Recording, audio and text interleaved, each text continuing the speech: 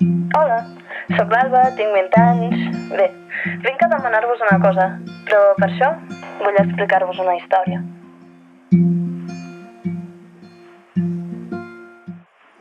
Hi havia una vegada un país molt llunyà que anomenaven Brasil. Durant l'última dictadura brasilera, del 1964 al 1985, anticomunista i on els propietaris de terres i els empresaris també desitjaven el control de la crisi econòmica, el grup indígena Guaraní Kaiowá van ser expulsats de les seves terres pels fazendeiros, grans terratinents i propietaris del gran capital internacional de l'agronegoci, sucre, soja i blat de moro. La democràcia s'instaura el 1985 i a poc amb els anys, els indígenes Guaraní Kaiowá diuen bé, ja ha passat la repressió i l'amagar-nos com rates i viure com el cul per poder sobreviure. Tornem cap a casa, no? I així, feliços, agafen les coses i tornen cap a casa. Però no tot és tan fàcil. Els fazenderos no són estúpids. Saben que s'han apropiat d'uns terrenys físics que ara ja els han tastat seus i abans que res els donaran diners per viure, com deia l'eixador, de puta madre. Però i què fem? Aquests primitius de carnaval ens amenaçaran amb llances. Doncs portem pistoles.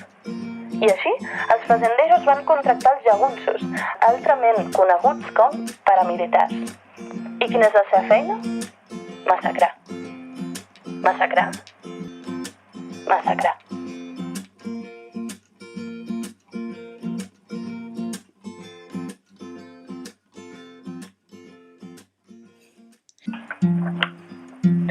Davant tot, els indígenes Guaraní Kaiowá van decidir fer un crit d'ajuda internacional. Però són petits, molt petits, que no vol dir dèbils, i el seu crit només anava arribant a grupets petits de persones que feien el que podien.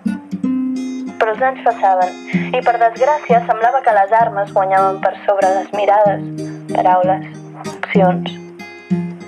Els morts pujaven de número, tant pels atacs armats com per la lliure elecció de suïcidi per part dels Guaraní Kaiowá, al veure que res els hi anava a banda de no ser reprimits i assassinats per tercers.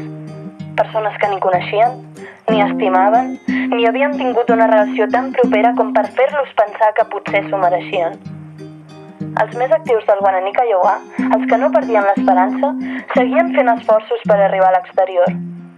Però són petits, molt petits, i a poc el màxim que han aconseguit és que es creï una comissió d'observadors internacionals, per tal de acompanyar-los en l'acció de recuperar els seus hàbitats de vida, donar-los suport físic i moral i donar font físic als gajunços, qui segueixen disparant o amb una vena als ulls o per simple plaer. Però posem èmfasi.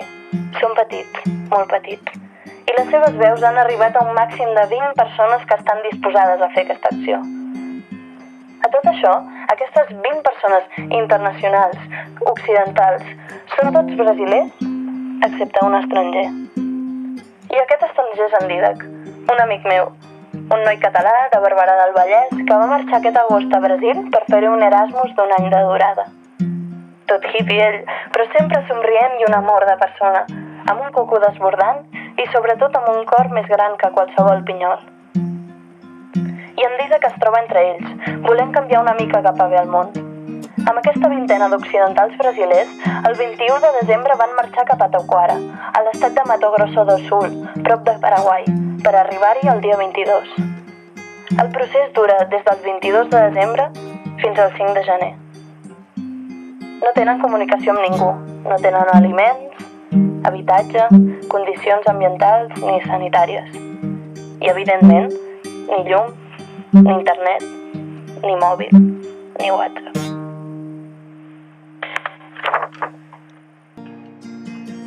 Abans de marxar, el dia 21, en Dídac es va dirigir al seu ordinador per dir-nos un quasi cert adéu als seus amics de confiança.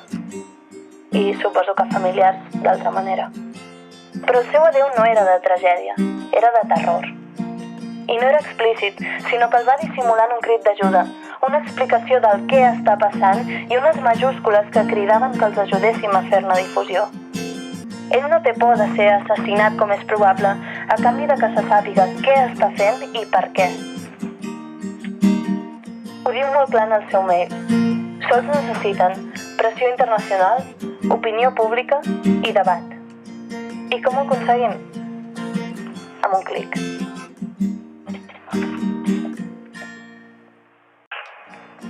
A vegades no tenim consciència del que passa a l'altra banda del món.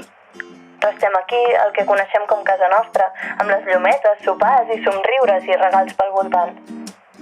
En realitat no està tan lluny això de casa nostra, però malgrat tot, la felicitat abstracta ens enlluerna.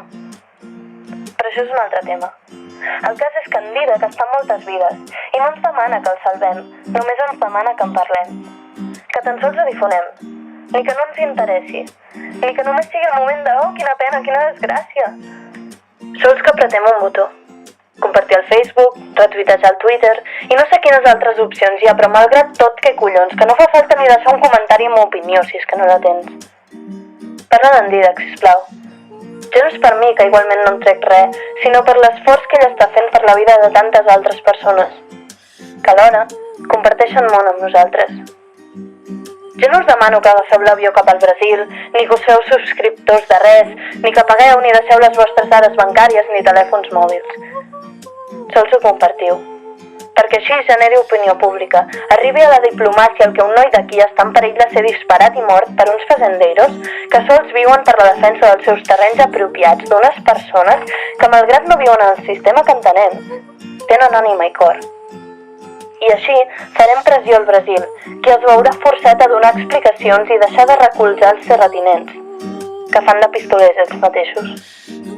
Els fazendeiros estan vigilant el procés i tenen por que s'internacionalitzi. Així acaba el correu d'en Didac. I jo us demano, sisplau, parlem d'ell.